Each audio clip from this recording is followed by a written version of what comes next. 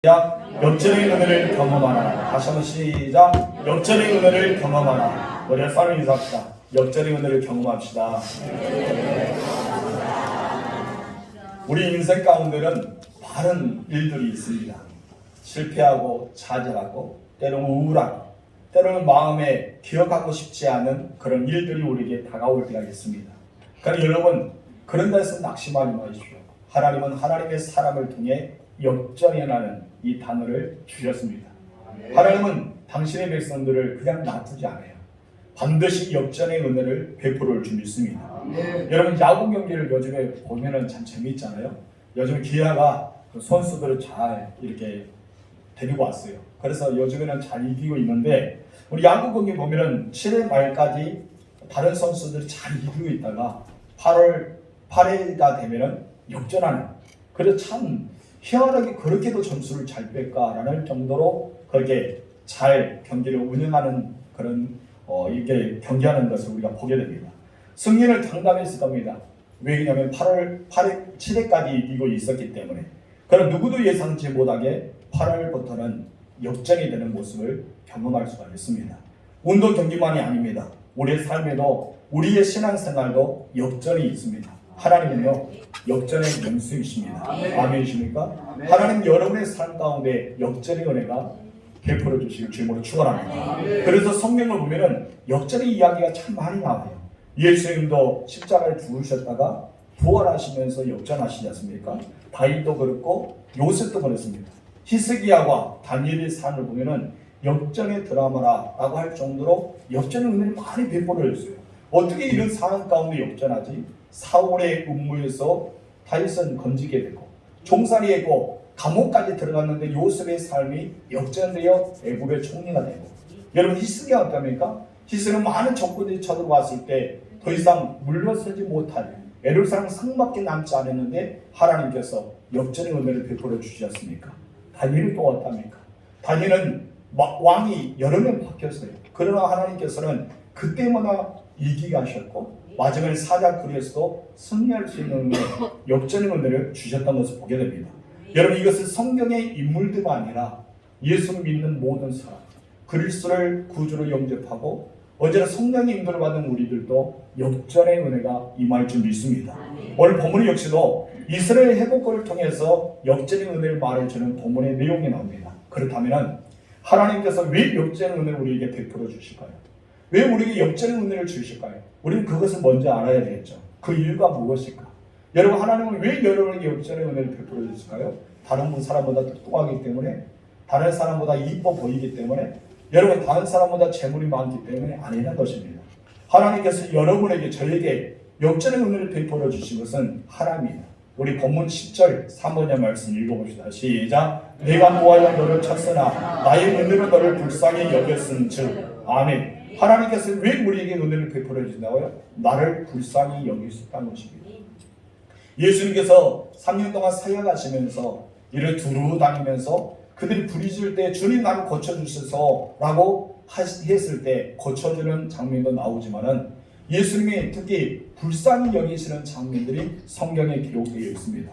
그러면서 불쌍히 여기시는 마음을 통해 여러분, 과부의 아들이 죽음에서 살아나게 되고 또한 많은 병자들이 치유하는 경험을 하게 된 것은 우리 성경에서 보게 됩니다. 하나님께서 우리를 불쌍히 여겨주셔야지만 우리들이 모든 삶에서 회복할 수 있는 은혜가 임한다는 사실을 기억하시기 바랍니다. 우리는 아무리 수고하고 애쓰고 노력해도 회복되지 않을 때가 너무나 많이 있습니다. 한번 무너지면 과연 회복할 수 있을까? 그런 마음조차도 제대로 잡지 못할 때가 있지 않습니까? 이것은 누구나 다 알고 있는 사실 중에 하나입니다. 그래서 인간은 아무리 발도 못 치고 내가 회복하고 싶고 무엇인가 붙잡고 싶더라도 하지 못할 때 그때 나타나신 분이 누굽니까? 하나님이십니다. 하나님이 여러분을 불쌍히 여겨주셔야 돼요. 하나님이 우리를 불쌍히 여겨주셔야지만 역전의 은혜가 우리에게도 임하게 된다는 사실을 본문을 통해 알 수가 있습니다. 그러면은 언제 하나님은 우리에게 불쌍히 여겨주시고 은혜를 베풀어 주실까요? 답은 딱 하나입니다. 하나님을 찾을 때입니다. 무엇이라고요? 하나님을 찾을 때. 하나님은 그냥 내버려 주십니다. 우리에게 하나님을 찾게 만들 때를 그냥 기다리고 계신다는 것입니다.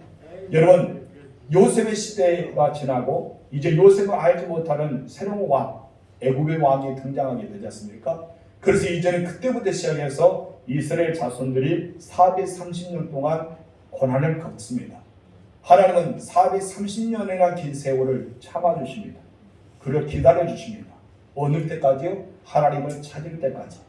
하나님을 기다려주십니다. 하나님께 부르실 때까지.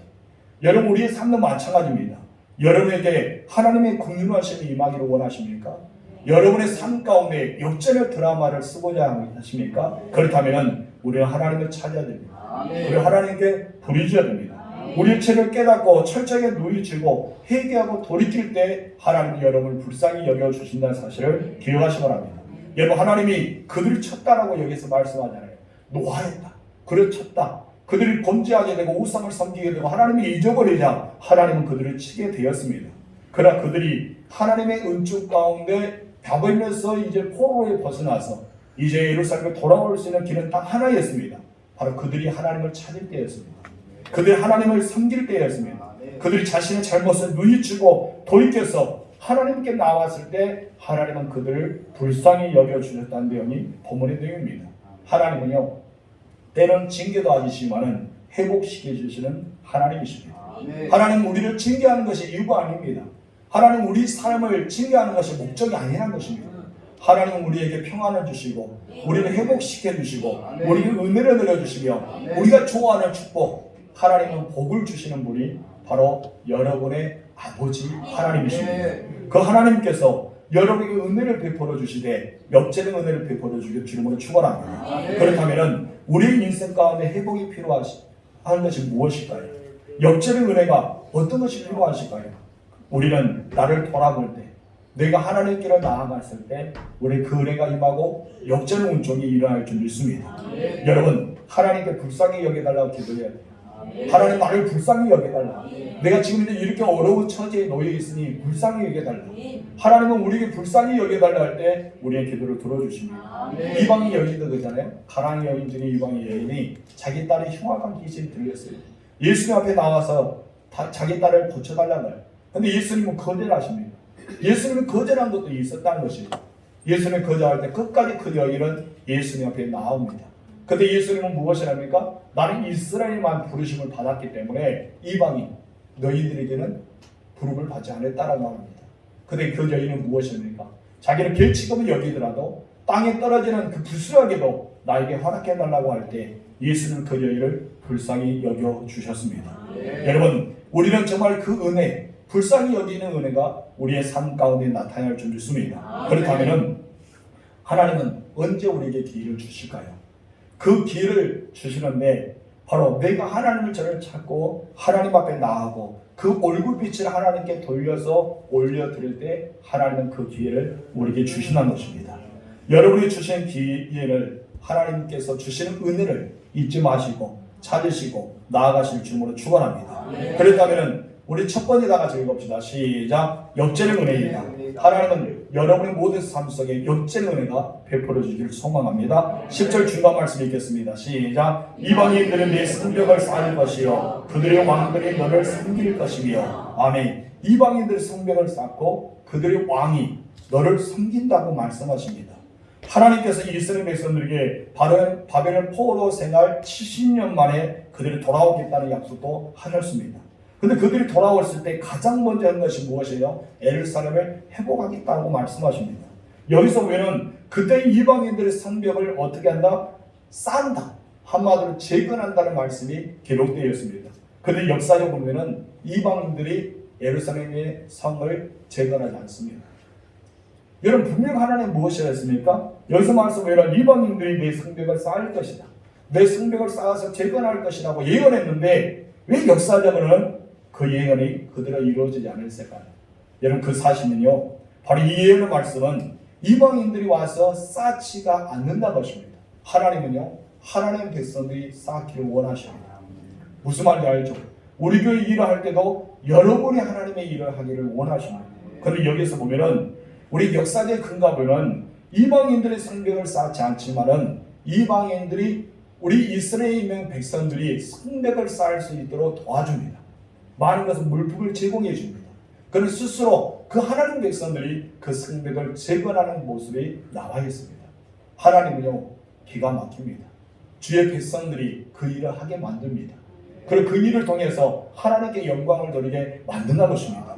이방인들이 도움을 통해서 회복의 은혜가 일어날 것이라는 것을 예언의 메시지가 본문에 나왔습니다. 실제로 그렇잖아요.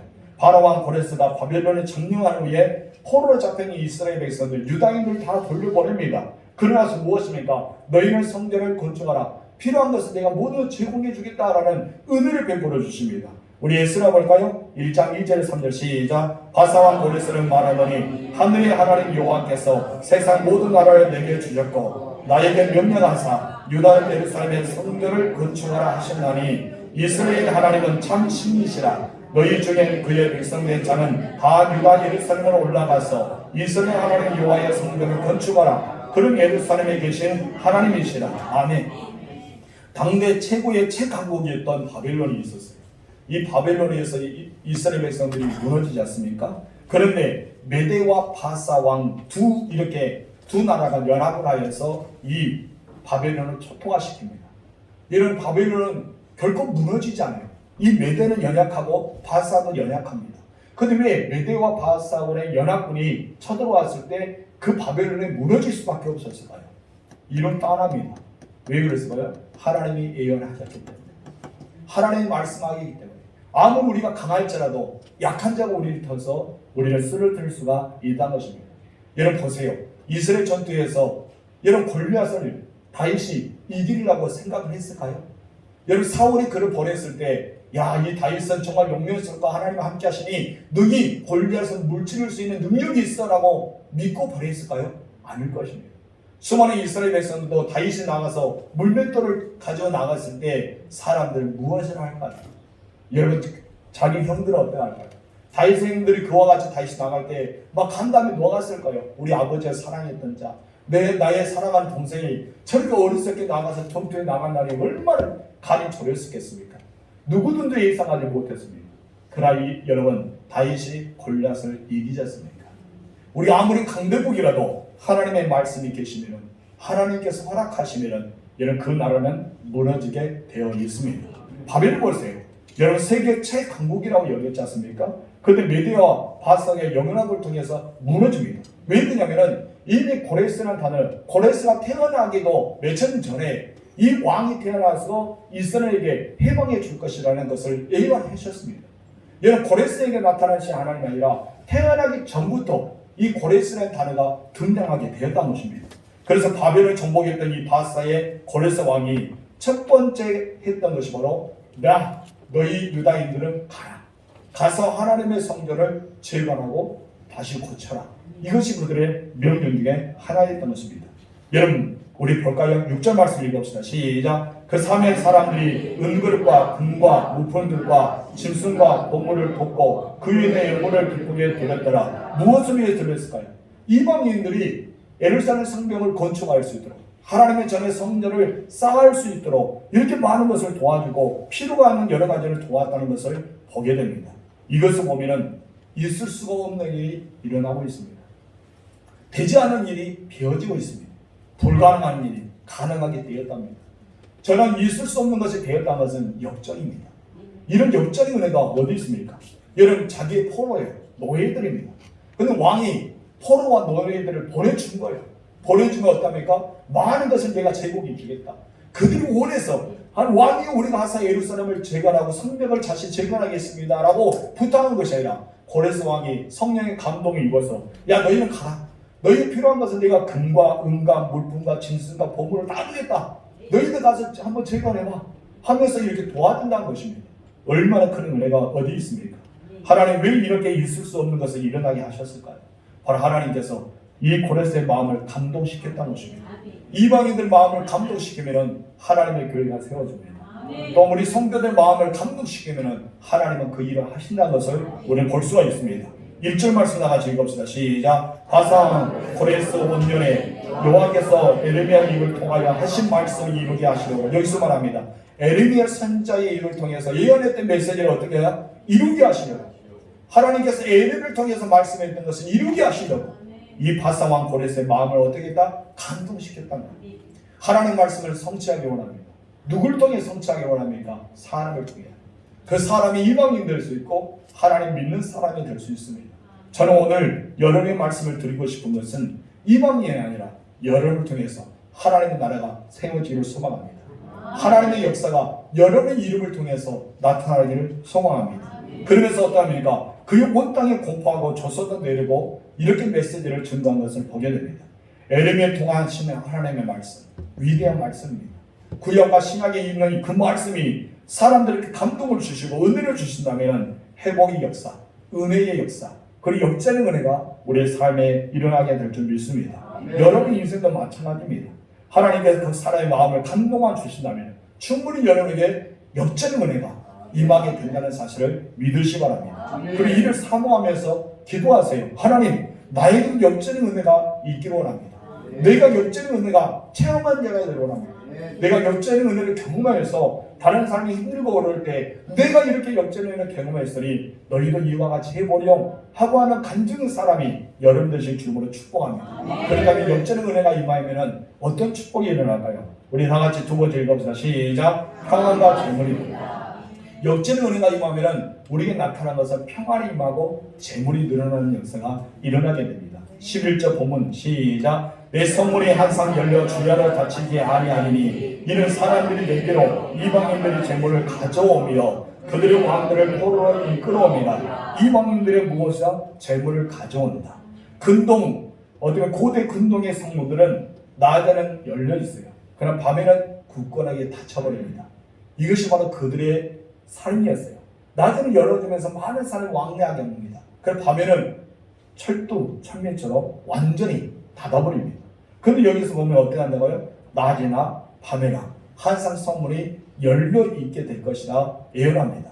그 다음 왜 성문을 항상 열어둔다고 예언하셨을까요? 우리 첫 번째 읽어볼까요? 다시 시작. 그 성이 안전하고 평안하기 때문입니다. 여러분, 성이 안전하다는 것은 어떤 것일까요? 전쟁이 없다는 것입니다. 이제 전쟁이 그쳤다는 것입니다. 그리고 민심이 흉흉하지 않다는 것입니다. 모든 사람들이 여유가 생긴 거예요. 그리고 마음에 평안해지기 시작하는 거예요. 남의 것을 겁탈하고 탈취하고 빼앗아가는 것이 아니라 그냥 모든 사람들이 평안과 행복이 넘치는 그런 삶이기 때문에 성문을 닫아놓을 수가 없습니다. 그냥 열어둬도 되잖아요. 이렇게 평안한 삶을 살고 있는 사람이요, 어떠면가 그냥 오픈한 사람이 많습니다. 가정도 오픈하고 담장도 허물고 그런 인생을 많이 있지 않습니까? 여러분, 우리들 하나님의 역사하심이요, 우리의 삶 가운데 안전함과 평화가 찾아온다는 사실을 기억하시기 바랍니다. 근데 문제가 있고 항상 변하지 않는데 우리의 인생의 평화와 삶이 찾아올 수 없습니다. 우리 가운데는 하나님이 주시는 평안이 임해야 됩니다. 그래야지만 우리는 은총이라는 단어가 우리에게 나타날 수가 있습니다. 그래서 여러분, 이 평안이 찾아온다 해서 또 우리의 무엇인가 모르게 안전을 찾아온다 해서 우리 삶이 변합니까? 변하지 않을 수가 있습니다. 문제는 그대로 있을 수가 있다는 것입니다. 근데 우리 가운데는 하나님 주시는 평안 때문에 내 마음은 넉넉할 수가 있어요. 하나님 주신 안전함 때문에 문제는 똑같더라도 삶이 변하지 않더라도 우리에게는 평안한 축복을 누리고 살 수가 있다는 것입니다. 이것이 바로 하나님이 주시는 성문을 열어놓겠다. 그래서 우리가 요한계시록 보면 열리문의 축복을 받는 교회가 있지 않습니까? 열리문의 축복, 닫을 수도 없고 열 수도 없는, 예수님께서 열어놓으시면 누구도 닫지 못하는 열린문의 축복이 우리 가운데 있다는 사실을 기억하세요. 그 열림의 축복이 여러분 임하기를 주님으로 축원합니다. 두 번째 다시 읽읍시다. 시작. 이방인들이 가져오는 재물 때문이다. 11절 3절 읽겠습니다. 내 성물이 주야로 닫히지 아니하니니 이는 사람들이 내게로 이방 나라들의 재물을 가져옵니다. 여기서 1절을 보면은 그들이 예루살렘 침략할 때 많은 것을 약탈해 갔어요. 여러분, 유다도 또한 북이스라엘도 자기들 모든 것을 다 빼앗았습니다. 근데 오늘 본문의 말씀 보니까 약탈했던 그 사람들이 가져온다는 거예요. 이것을 가르쳐 무엇입니까? 이제 역전이 일어났다라고 말하는 것입니다. 하나님의 역사가 시작하며 가난과 궁핍이 사라집니다. 이방인들의 재물취해서 역전의 은혜가 일어나기 시작합니다. 440년 동안 종살이했던 사람들 보세요. 노예했습니다. 가진 것이 없습니다. 근데 여러분, 하나님께 그들의 모세를 통해 출애굽을 시킬 때 어떻습니까? 이 애굽의 사람들에게 은혜를 받게 하십니다. 그래서 이 애굽의 사람들이 이렇게 빠져나갈 때 많은 은보화를 주셨어요. 이것이 무엇입니까? 역전의 은혜 아닙니까? 자기도 원하지 않은데 그 애굽의 사람들이 준 거예요. 은보화를 준 거예요. 그것은 하나님께서 그들에게 하나님의 됨을 알게 하시기 위해 한 가지 조건인 것을 우리가 보게 됩니다. 성도 여러분, 여러분의 수입이 들어오는데도 이상하게 구멍 뚫린 전대처럼 다 빠져나가지 않습니까? 여러분의 사업이 풀린다고 생각하지만 또 풀리지 않고 있지 않습니까? 여러분 가정도 자녀도 풀리지 않은 삶을 살아가고 있습니까? 건강이 회복해야 하는데 이상하게 건강이 회복된 것 같아도 회복되지 않고 있습니까? 그렇다면 여러분, 이때가 바로 역전의 은혜를 체험할 때입니다. 역전의 은혜를 체험하기 위해서 무엇을 해야 될까요? 기도해야 되겠죠. 하나님의 앞에 나와야 되겠죠. 그리고 하나님 앞에 우리는 간구해야 될 것입니다. 하나님, 성경에 나왔던 역전의 드라마의 인생처럼 내 인생에 찾아오셔서 나도 하나님을 의지하고 살아가는 사람을 통해 역전의 은혜가 필요합니다.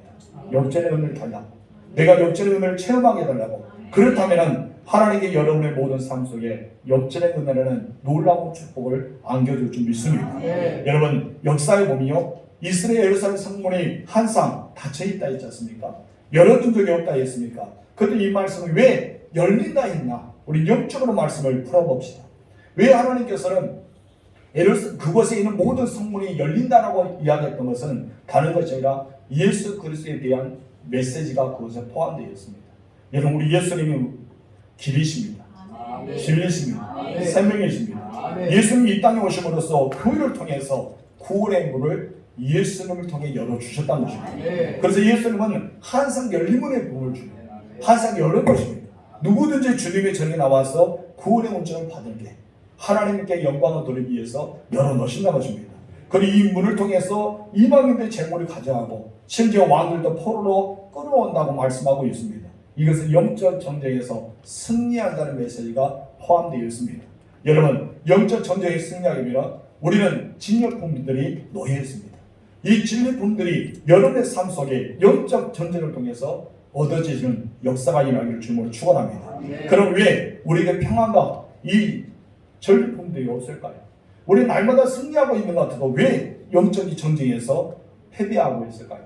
우리 삶 속에는 영적 전쟁에 잊어버릴 때가 너무 많다는 것입니다. 우리 날마다 영적 전쟁을 하고 있는데 불구하고 나는 영적 전쟁과 상관이 없어. 나는 전쟁을 치르지 않고 있어. 내 삶에는 평안해. 우리는 그렇게 착각하고 있기 때문입니다. 여러분의 삶은 지금 현재 영적인 전쟁터에 있습니다. 이것을 우리 알아야 됩니다. 사단이요, 여러분을 넘어뜨리기 위해서 계속해서 공격하고 있습니다. 우리 사단의 권세를 꺾어야 됩니다. 우리 영적 전쟁에서 승리할 때만이 하나님이 주시는 평안, 그리고 하나님이 주시는 전리품을 얻을 수가 있는 것입니다. 이것은 무엇이랍니까? 그들 영적으로 승리하게 나니까 이방인들의 재물을 가져온다 그랬습니다. 영적으로 승리하고 나니까 이방인들의 왕들이 포로로 잡혀온다고 이야기하지 않습니까? 여러분, 우리는 악한 사단의 권세를 물리쳐야 됩니다. 그들을 완전히 밟아야 됩니다. 그래야지 우리가 평안과 또 하나님이 주시는 영적 진리품처럼 재물이 쌓아지고 넘친다는 사실을 본문에서 말씀하고 있습니다. 성도 여러분, 이런 치료한 영적 전쟁에서 승리하고 여러분 평안과 재물이 날마다 쌓아지는 놀라운 은총이 있기를 주님으로 축원합니다. 세 번째 다 같이 읽읍시다. 시작. 교회를 영광하게 하신다. 하나님은 교회를 영광하게 하는 목적이 있습니다.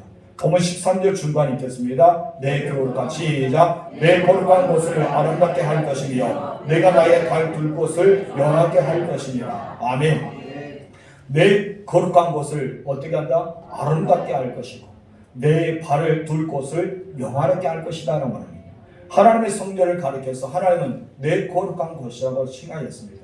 하나님의 성전을 가리켜서 나의 발둘 곳이라고 설명하고 있습니다. 그 이유는 하나님의 영광이 머물러 있기 때문입니다. 주님이 몸된 교회는 이처럼 아름다워요. 주님이 몸된 교회는 이처럼 영광스럽습니다. 이 땅의 교회처럼 영광스럽고 축복이 있는 것은 없을 것입니다. 여러분이 이곳에 앉아있는 이 자리가 하나님의 몸된 교회입니다. 그리고 우리 주님께서 이곳에 거룩한 것으로 삼으셨습니다. 이미 하나님께서는 이곳을 나의 발을 둘 곳이나 한마디로 내가 머무르고 있는 곳이라고 정말 놓으신 것입니다. 그런데 사람들은 이 교회로 오기를 싫어합니다. 굴속하기를 싫어합니다. 자유를 얻고 싶어합니다. 이 세상에 자유를 얻는다고 생각하지만 그 자유는 자유가 아니라 더 족쇄처럼 얽매여진다는 사실을 우리는 몰라요. 근데 사람들은 자유를 좋아해서 교회를 떠나고 있습니다. 세상 사람들도 교회를 떠나고 있습니다. 그럼 우리는 이 교회에 올 때만에 하나님을 만나게 되고 하나님의 영광스러운 것에 주님과 대면하게 되고 또 이곳에서 우리의 삶의 문제가 해결된다는 것을 모르는 채 우리는 떠나고 있다는 것입니다. 여러분, 세상의 족쇄에서 풀려나시기 바랍니다. 세상 얽매인 것에서 자유함을 얻으시기 바랍니다. 하나님 없는 교회에서 여러분처럼 이 영광이 머무는 곳, 하나님이 영화롭게 여기는 이곳에서 여러분의 축복의 은혜가 임하기를 주님으로 축원합니다. 사단의 공격 목표는요, 두 가지입니다. 몇 가지라고요? 두 가지입니다. 사단의 공격 목표는 두 가지입니다. 첫 번째는 교회, 두 번째는 가정입니다. 교회와 가정이 사단의 목표예요. 그래서 여러분, 이단의 신처지에 빠지거나 이단에 빠진 사람 보세요. 가정이 어떻습니까? 파괴되는 것을 우리가 보게 됩니다. 여러분, 가정이 파괴돼요. 그리고 신천지가 임하는 교회는 완전히 교회가 무너지게 됩니다. 여러분, 사단의 공격이요, 가정과 바로 교회이기 때문입니다. 주님을 먼저 교회를 험무는 것이 사단의 목표입니다. 수단과 방법을 가리지 않고 교회를 혐오시켜 만들고 특히 이번에 코로나19를 통해서 어떻습니까? 세상 사람들의 교회를 바이러스 온실처럼 여겨지고 그렇게 이야기하지 않습니까? 가지 말아야 하는데 왜 그들은 교회 가서 예배드리냐? 실제로 이곳에서 일어난 것은 없는데도 불구하고 그런 이야기가 계속해 들립니다. 그 안에 누가 있었을까요? 그들의 지혜가 아니라 그들의 생각이 아니라 그 안에 사단의 계약이 있었던 것입니다. 왜 사단은 그 사람들 통해서 교회를 그렇게 혐오스럽게 만들까요? 하마디로 교회가 무너지기를 원해요. 교회가 교회되지 못하게 합니다. 하나님의 발둘 곳이 더 이상 존재하지 않게 만들기 위해 사단은 계속해서 그와 같은 방법과 수단을 가리지 않고 사용하고 있습니다. 사단이요, 언제나 교회와 그리스도인의 가정을 무너뜨리고 있어요. 여러분 가정을 세우세요. 여러분 가정을 보호하세요. 예수 그리스도의 보혈로 가정을 덮으십시오. 성령의 두루마기로 가정을 덮으십시오. 여러분의 가정이 세워져야지만 예수님의 먹는 교회가 세울 수 있습니다. 여러분 가정이 무너지면은 여러분 교회가 무너지게 되는 거예요. 하나님의 자녀들이 성장해야지만 그 자녀를 통해 또 교회의 일꾼이 나타나고 그 교회의 일꾼을 통해서 하나님 나라가 확장되지 않겠습니까? 여러분, 교회는 무너뜨리는 사단의 계략을 여러분 파하실 주님으로 축원합니다. 하지만 여러분, 교회는 그렇게 만만치 않습니다. 교회는 무너진 것이 아닙니다. 왜냐하면 사단이 교회를 이길 수가 없어요. 우리 성도들이 이길 수가 없습니다. 왜 그렇습니까? 예수 그리스도의 보혈을 덮어지는 교회가 예수님 반석 위에 뿌리를 깊이 받아서 세웠던 교회가 바로 이 교회이기 때문입니다. 그래서 마태복음 16장 18절에 이렇게 말씀합니다. 시작. 너는 베드로라, 내가 이 반석 위에 내 교회를 세우리니 음부의 권세가 이기지 못하리라. 무엇이니까? 너를 통해서 교회를 세우겠다. 베드로를 통해서 너는 반석이다. 그리고 이 교회를 세우는데 음부의 권세가 이기지 못한다고 말씀합니다. 그렇습니다. 여러분이 지금 이제 무너졌던 단을 수축하시기 바랍니다. 엘리야가 850명과 대결할 때 여러분 승리할 수 있는 비결은 무엇이었습니까? 하나님 믿었기 때문에 맞을 것입니다. 가장 중요한 것은 예배자의 자세로 돌아왔다는 것입니다. 무너졌던 예배의 재단을 쌓았습니다. 그것에서 있을 수 없는 정말 사람들이 이렇게 해서 불이 임할 때 다 탈 수 있을까라고 생각할 수 있도록 재물과 나무와 도랑에 물을 흠뻑에 부었습니다. 여러분, 나무에 물이 묻어 있는 것은 타지가 않아요. 그러잖아요. 그 모든 사람이 보여준 거예요. 봐라, 나무에 물이 묻었다. 그것도 흙중에 묻었다. 인간의 힘으로 이 불을 태울 수가 있는 것이 아니다. 하나님의 불이 임하야지만 이 재물과 이 나무와 이 도랑에 있는 모든 물을 다 없애할 수 있다. 이것을 보여주기 위해서 엘리야는 제단을 쌓았습니다.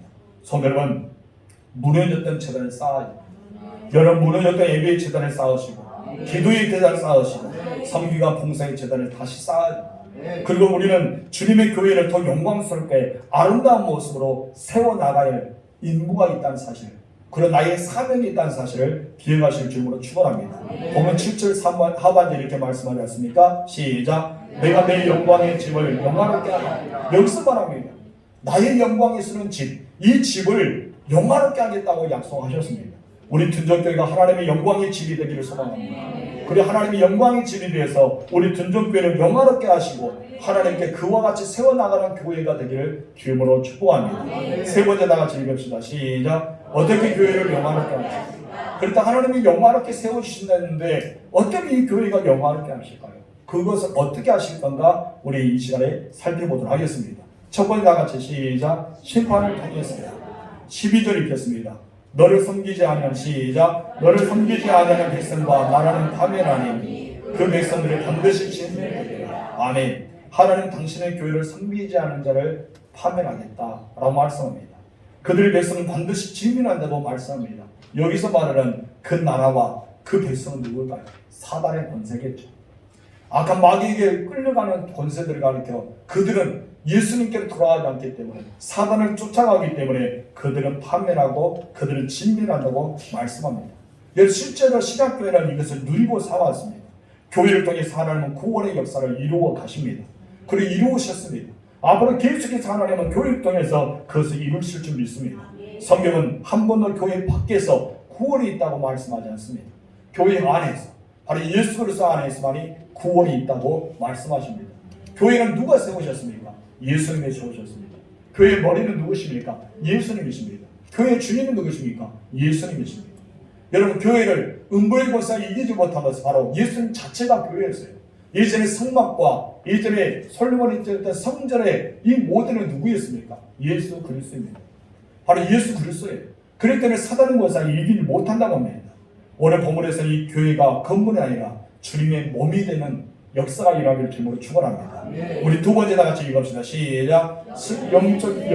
역전의 승리를 통해서입니다. 14절 읽겠습니다. 시작. 너를 괴롭히던 자의 자손이 몸을 굽혀 내게 나오며 너를 멸시하던 모든 자가 내 발 아래에 엎드려 너를 일컬어 여호와의 성을 비라. 이스라엘 거룩한 이의 시온이라 하니라. 아멘.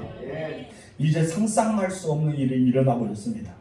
이런 역전을 통해서 주님의 몸도 교회가 영화롭게 하겠다는 말씀이 이루어지고 있는 사실입니다.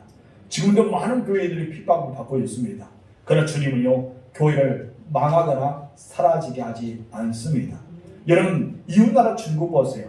이웃나라 공산화가 될 때요, 기독교인의 채 430만 밖에 되지 않았습니다. 너무나 적은 숫자에 모여있잖아요. 지금 현재 어떠한 줄 아십니까? 430명. 어떤 중국이 공산화가 될 때 430만 밖에 되지 않았던 이 기독교인들이 지금 1억 3천 명이 넘습니다. 어마어마 늘어났었습니까? 북한이 공산권에 들어올 때 기독교는 말살하겠다고 합니다. 여러분, 교회가 없어요. 교회. 자기가 원하는 교회. 바로 정말 자기들이 정말 하나님의 말씀으로 나아가는 교회가 아니라 이 공산 주권 안에 세워지는 그것만 허용할 수 있는 교회가 이제 있긴 하지만은 제대로 교회다운 교회가 아닙니다. 근데 여러분, 지금 이제 그 지하교회에서 예배드린 성도들이 몇 명인지 아십니까? 30만이 넘습니다. 북한에도 30만 명이 넘는 그런 영혼들이 지금 이제 숨어서 하나님을 찾는 역사가 일합니다. 교회는 무너뜨린다고요? 여러분, 김일성이 와서 김정은과 여러분, 김정은이 모든 정권을 당한데도 교회는 무너지지 않습니다. 중국 땅에 교회를 불태우고 십자가를 없애고 여러분, 그런 땅에서 교회가 무너지지 않습니다. 그래서 여러분, 믿음의 성도들은 더 늘어나고 있는 것입니다. 왜 그럴까요? 우리 마태복음 16장 18절 중간 말씀을 읽어보도록 하겠습니다. 다 같이 시작. 내가 이 반석 위에 내 교회를 세우리니 음부의 권세가 이기지 못하리라. 아멘. 하나님께서 이렇게 역전의 은혜를 통해서 당신의 교회를 영화롭게 하십니다. 오늘 우리에게도 역전의 은혜를 베풀어 주기 원합니다. 성도 여러분, 여러분 핍박을 당할 수 있습니다. 하나님의 징계 때문에 난망하고 여러분 서글플 때도 있고 때로는 내가 아무것도 할 수 없다고 다 내려놓고 싶을 때도 있을 것입니다. 그러니까 여러분 포기하지 마세요. 하나님은 여러분에게 역전의 은혜를 베풀어 주십니다. 내 삶이 풀지 않는다 해서 좌절하지 마세요. 사업의 현장에 답답하게 막혀있다 해서 여러분 낙담하지 마세요. 여러분 자녀의 인생길을 평탄하지 않는다 해서 좌절하지 마는 것입니다. 건강이 회복되지 않는다 해서 여러분 무엇을 원망하거나 여러분 실망하지 마시기 바랍니다. 우리에게 찾아오시는 분이 계십니다.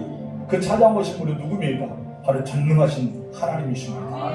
우리의 모든 것들을 역전시키는 역전의 하나님이 여러분의 삶에 오셨습니다. 그 하나님을 가르쳐서 여러분은 이렇게 말합니다. 그 하나님은 나의 하나님이십니다. 그 하나님은 나의 아버지다. 그 하나님은 내 삶의 주인이신다. 나를 책임주신 하나님이라고 우리를 고백하지 않습니까? 여러분, 역전의 은혜를 사모하세요. 역전의 은혜를 사모하세요. 역전의 은혜가 여러분을 기다리고 있습니다. 그렇다면 여러분은 어떻게 해야 됩니까? 하나님께 나와요. 하나님께 나와서 하나님, 나의 하나님이 되심을 내가 인정합니다. 당신은 나의 아버지 되심을 인정합니다. 당신은 역전의 명수이신 하나님이심을 나를 믿습니다. 이런 고백을 통해서 여러분 삶을 하나님께 내어 맡기십시오. 그리고 역전의 은혜를 경험하는 여러분 되시길 소망합니다. 우리 찬양합시다. 이제 역전 내리라.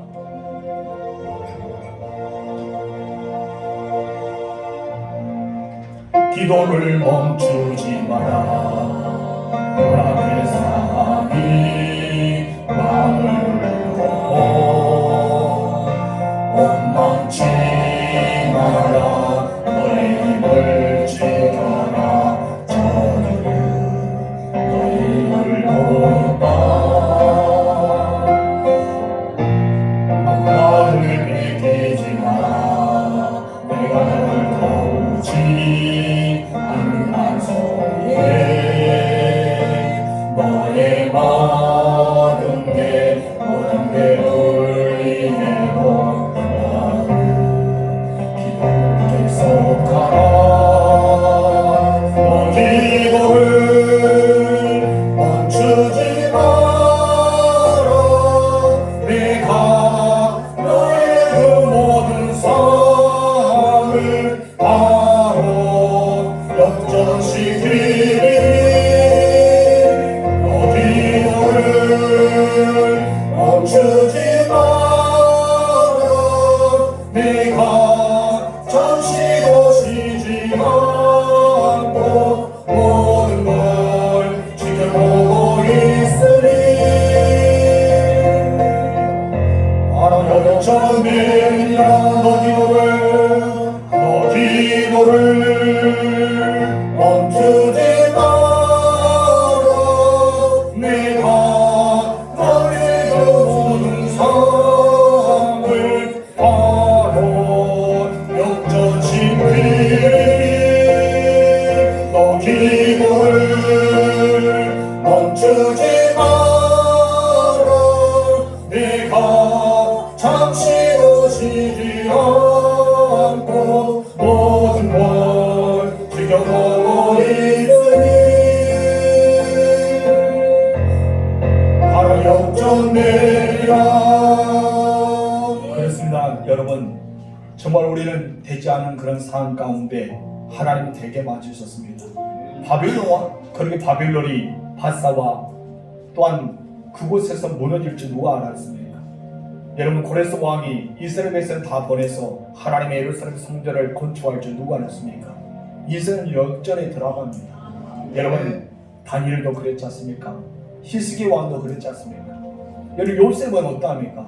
요셉의 삶은 정말 비굴한 삶이었습니다. 요셉은 실패하는 삶이었습니다. 요셉은 더 이상 희망이 없는 삶이었지 않습니까? 그런데 하나님이 그를 보시사 가는 것보다 함께 하심을 보여주셨고 가는 것보다 형통함을 사람에게 보여주셨습니다. 여러분 인생길에 역전이 필요한 것이 무엇입니까? 삶의 역전이 필요합니까? 내 자녀들을 하나님께 내어 맡기는 역전이 필요합니까? 여러분 물질 때문에, 건강 때문에, 여러분 삶의 터전 때문에 정말 하나님 너무나 어렵습니다. 너무나 힘겨웠습니다. 내가 역전이 안 된다면 나는 더 이상 일어날 수 없습니다. 그런 일들이 여러분이 있지 않습니까? 이제 우리 주여 한번 부르면서 기도하면서 하나님 나에게도 역전해달라. 역전의 은혜가 내게 임하기를 소망함으로 우리 다 같이 기도하겠습니다. 주여! 하나님 아버지 감사합니다. 오늘도 주님의 사랑